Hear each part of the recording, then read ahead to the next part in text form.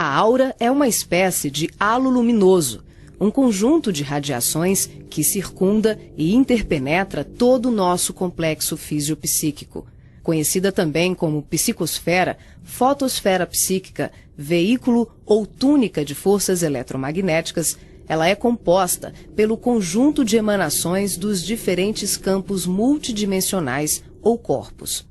Apresentamos aqui uma visão total de sua forma ovalada, onde temos o corpo físico, o duplo etérico, o corpo astral, o corpo mental, o corpo causal e os centros de força. Através da animação em 3 dimensões, podemos notar com maior clareza que a nossa aura não começa na superfície do corpo físico. Ela é formada por camadas, conhecidas como campos sutis ou campos dimensionais. O corpo físico é a parte mais interna do nosso complexo. As camadas mais externas e sutis revestem e interpenetram todas as estruturas das camadas mais densas. O corpo mental envolve o corpo astral, o duplo etérico e o corpo físico. Na cor amarela, vemos a aura mental, de cor rosa, a aura astral, e na cor azul, o duplo etéreo. Essa atmosfera fluídica envolve todo o nosso sistema físico, revestindo os órgãos, tecidos e células com energias vitais, astrais e mentais. Dessa forma, o pensamento circula por todos os escarninhos do nosso sistema orgânico e psíquico. Na medida em que pensamos, automaticamente alteramos o nosso campo celular. Todos os estados de bem-estar ou de enfermidade são consequências dos conteúdos mentais e emocionais. Sua multiplicidade de cores, suas formas e alterações, quando analisadas e estudadas, podem indicar os estados de saúde e emocional do ser humano.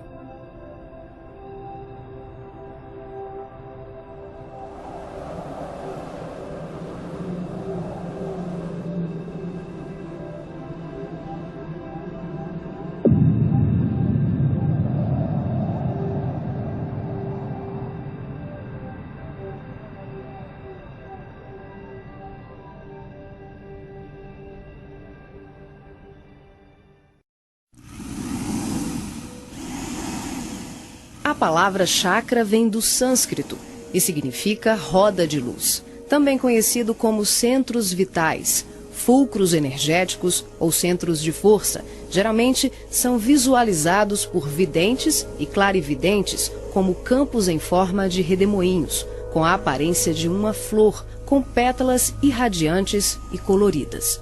O nosso corpo é regido por esses centros, que vibram em sintonia uns com os outros, ao influxo do poder diretriz da mente, estabelecendo um veículo eletromagnético no qual o pensamento vibra em circuito fechado antes de exteriorizar-se.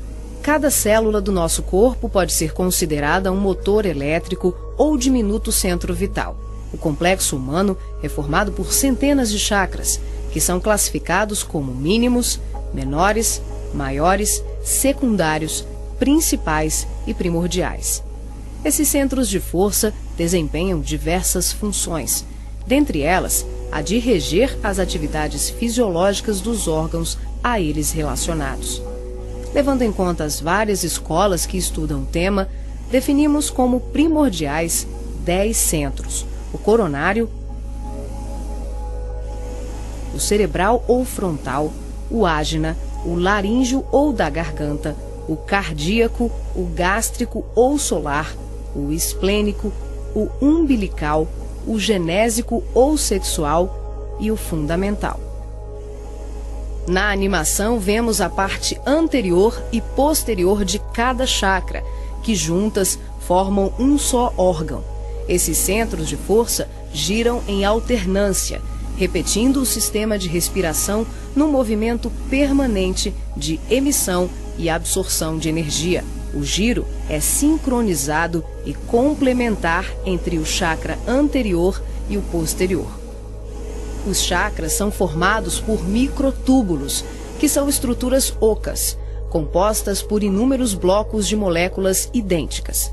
Esse elemento base, aqui aumentado milhares de vezes, junta-se a outros microtúbulos, formando uma complexa rede capilar. São microtúbulos menores que se inserem em microtúbulos maiores, num processo sucessivo. São justamente esses microtúbulos de diversos tamanhos que dão ao chakra a aparência de pétalas. Aqui vemos um exemplo dos microtúbulos maiores. E aqui, microtúbulos menores preenchendo os microtúbulos maiores.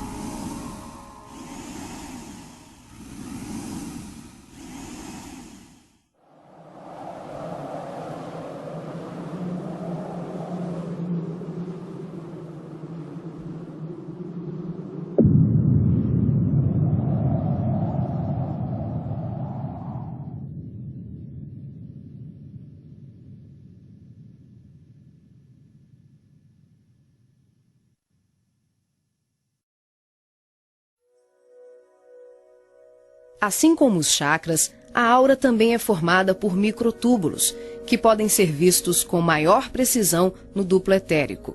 Os microtúbulos se afunilam, ficam cada vez menores e penetram os poros das membranas celulares.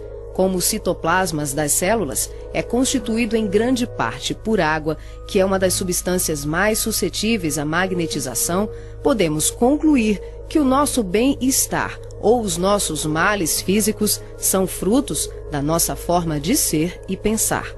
É assim que as vibrações positivas ou negativas geram saúde ou doença em nossas vidas. Tudo é resultado da direção e da qualidade que damos às nossas correntes mentais. Nessa animação, vemos através da aura e dos corpos. Os chakras estão ampliados e representados como lunetas se expandindo. Podemos observar o sincronismo das camadas mais externas com as mais internas. Temos os campos ligados ao corpo mental em amarelo, ao corpo astral em rosa e ao duplo etéreo em azul. Os centros de força das camadas superiores envolvem completamente os centros das camadas mais densas. Cada parte da luneta está contida na outra. Os microtúbulos maiores são preenchidos pelos menores.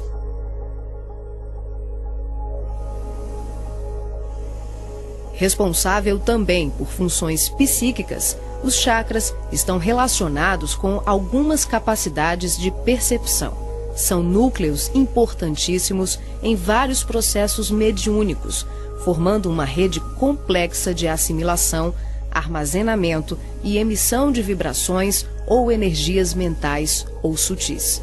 Os centros de força podem ser considerados portais dimensionais, por onde fluem as correntes mentais que assimilamos e emitimos em regime de sintonia durante as diversas manifestações medianímicas.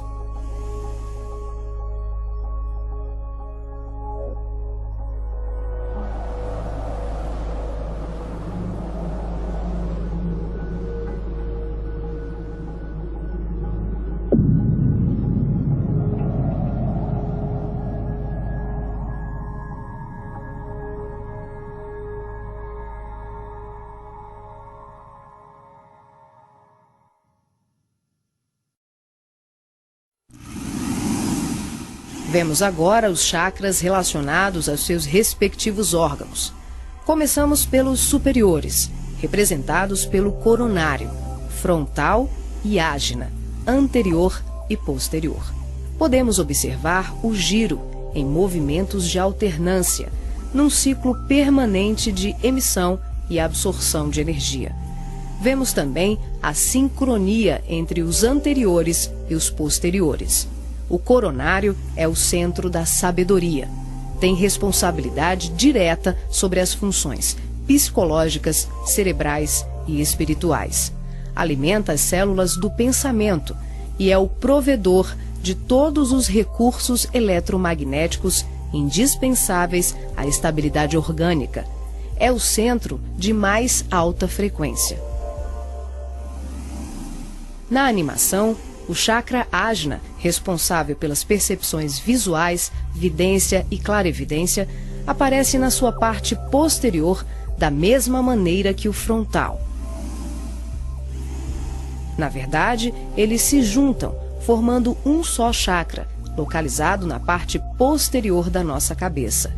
É aqui que o cordão de prata é inserido. O frontal é o centro da mente. Responde pelas funções da visão, da audição, do olfato e ainda administra o sistema nervoso central. É responsável também por uma vasta rede de processos da inteligência, que dizem respeito à palavra, à cultura, à arte e ao saber. O chakra laríngeo é o centro da expressão, regula a fonia, o sistema respiratório, o processo digestivo inicial, a pressão arterial e corresponde-se com as glândulas tireoide e paratireoide. O que na imagem se assemelha a uma pétala são os microtúbulos dos mais variados tamanhos. Eles giram em um processo sincrônico, sempre de forma complementar. O cardíaco é o centro do sentimento. Vemos a sua feição posterior e anterior. Ele sustenta os serviços da emoção e do equilíbrio geral. É o responsável pelas energias de todo o aparelho circulatório e se relaciona com o sistema nervoso parasimpático. O centro gástrico também é conhecido como solar ou centro de cura. Um chakra de baixa frequência, o gástrico é uma das mais ativas usinas de fluidos vitais para exteriorização. É responsável pelos processos digestivos e grande parte do metabolismo, atuando vigorosamente sobre o estômago e órgãos envolvidos na digestão. Dentro desses microtúbulos ocos, temos outros microtúbulos ocos. O chakra esplênico é um dos mais importantes. O centro do equilíbrio é também uma grande usina de fluidos. Ele regula a distribuição e a circulação adequada dos recursos vitais em nosso corpo. A feição de pétalas que vemos nessa animação é por conta dos microtúbulos maiores. O umbilical completa as funções do gástrico e do esplênico. Na sua parte posterior, ele é menor. Nós ampliamos para demonstrar de forma clara como esses chakras se interagem. O genésico, conhecido também como chakra sexual, é o centro das formas e elevação. Exerce grande importância nos processos genésicos. Elabora densos campos fluídicos que, quando bem canalizados, podem propiciar vigorosos potenciais energéticos no campo do amor e da criatividade. O chakra fundamental trabalha como se fosse o posterior do coronário. Ele está na base inferior da coluna vertebral, na região do períneo, entre o ânus e os órgãos genitais. Forma, junto com o genésico e o básico, uma tríade, tão importante como o coronário, o frontal e o ágina. Integrado ao genésico, esse centro trabalha principalmente na captação de energias vindas da Terra, oriundas dos raios gama, da água e dos metais.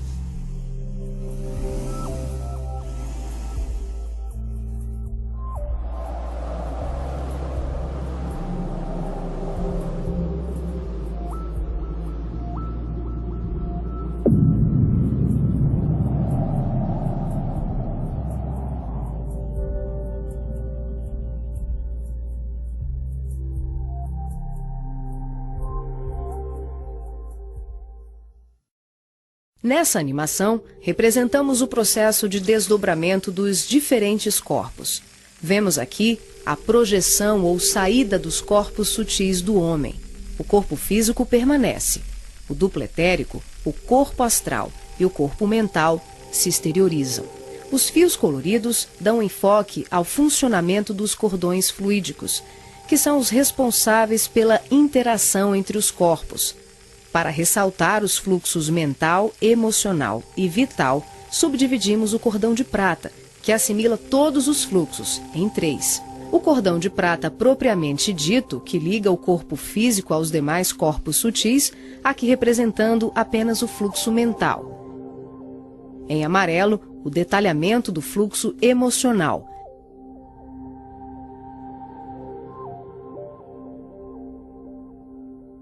E na cor rosa, o fluxo vital. Esses cordões são semelhantes ao cordão umbilical, porém, a densidade deles é muito mais sutil. São, por assim dizer, vaporosos, uma espécie de laços aeriforme, luminescentes, e varia de acordo com a dimensão da região espiritual onde o ser se encontra. Quando ocorre esse tipo de desdobramento em que o duplo etérico, o corpo astral e o corpo mental se deslocam juntos, o médium não consegue alcançar grandes distâncias, devido à densidade do corpo etérico, que, em síntese, são emanações neuropsíquicas do corpo físico. Dessa forma, o espírito fica nas imediações do organismo carnal, e sua saída ou projeção é geralmente por tempo limitado. Esse fenômeno é muito comum no sono e também em desdobramentos parciais durante os trabalhos mediúnicos.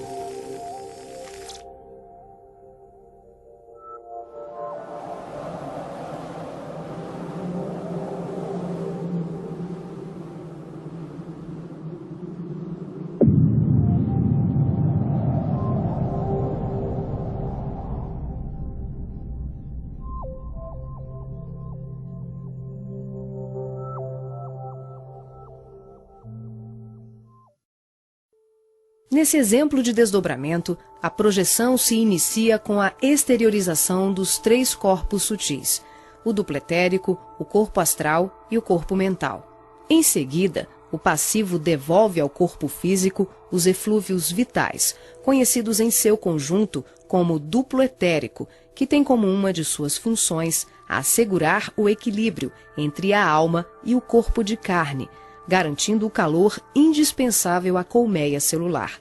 Desembaraçado dos veículos mais densos, corpo físico e duplo etérico, o médium se desloca com o corpo astral, envolvido pelo corpo mental e pelos outros corpos mais sutis, aqui não representados.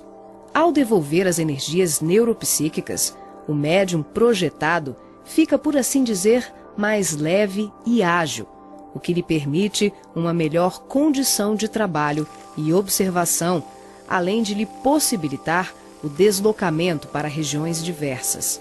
Ele pode viajar para qualquer lugar do espaço, incluindo o plano físico e o extrafísico.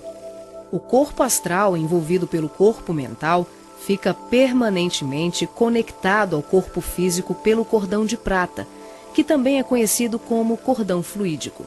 Trata-se de um laço, um feixe energético extremamente flexível e expansível, que é formado de microtúbulos, a exemplo dos chakras, e mantém um fluxo energético bidirecional entre os corpos densos e sutis. Esse fluxo vibratório de nutrição faz com que o espírito perceba, de imediato, tudo aquilo que possa vir a ocorrer ao corpo físico durante o desdobramento. Na volta, podemos observar como ocorre a reentrada dos corpos mais sutis, na conjugação com o corpo físico e etérico.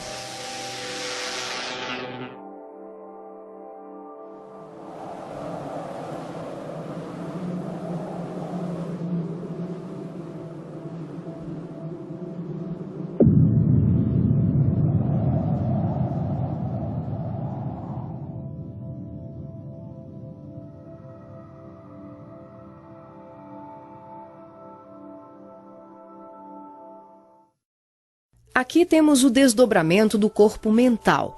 Os 3 corpos saem. O médium devolve ao corpo o duplo etéreo e apenas o corpo mental se projeta. A animação demonstra que, em qualquer tipo de desdobramento, os corpos permanecem conectados entre si através do cordão de prata e dos fluxos energéticos. Em relação ao corpo mental, ocorre muito mais um fluxo mento-emotivo que propriamente um cordão densificado, como mostra o vídeo. Esse tipo de projeção permite ao médium se deslocar para qualquer lugar do universo com uma percepção muito maior, visitando regiões astrais e mundos superiores que estão bem além das colônias de transição, geralmente descritas na literatura espírita. O corpo mental é o envoltório sutil da mente. Tem a forma ovalada ou ovoide, que define o formato da totalidade da nossa aura.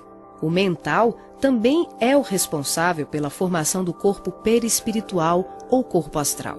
É o corpo que permanece quando perdemos os demais corpos, por avanço evolutivo, por desequilíbrio profundo, como na ovoidização ou em operações atinentes a certos renascimentos na crosta terrena. É por essa razão que os espíritos que perderam os corpos mais densos, corpo físico, duplo etérico e corpo astral, por monodeísmo, permanecendo envolvidos apenas pela túnica mental, são chamados de ovoides ou esféricos. Essa animação exemplifica como se dá a interação por expansão da consciência, sem que haja nenhuma dissociação dos corpos densos e sutis. As percepções dos mundos astral e mental, além das comunicações mediúnicas especiais, como a recepção de correntes de pensamentos, podem ser realizadas sem que haja o desdobramento de nenhum dos nossos corpos. Esse fenômeno se manifesta pela expansão simples e ampla da consciência. É um processo interior, de qualificação e sutilização do medianeiro, um acesse. O ser vê, ouve, percebe e interage com outros seres e diversos mundos, sem que ocorra uma saída, uma viagem, um deslocamento. O espírito pode estar em vários locais ao mesmo tempo e perceber, tomar conhecimento de tudo o que o cerca e tudo o que o envolve a grandes distâncias. É o todo em cada parte, é cada ponto contendo o todo.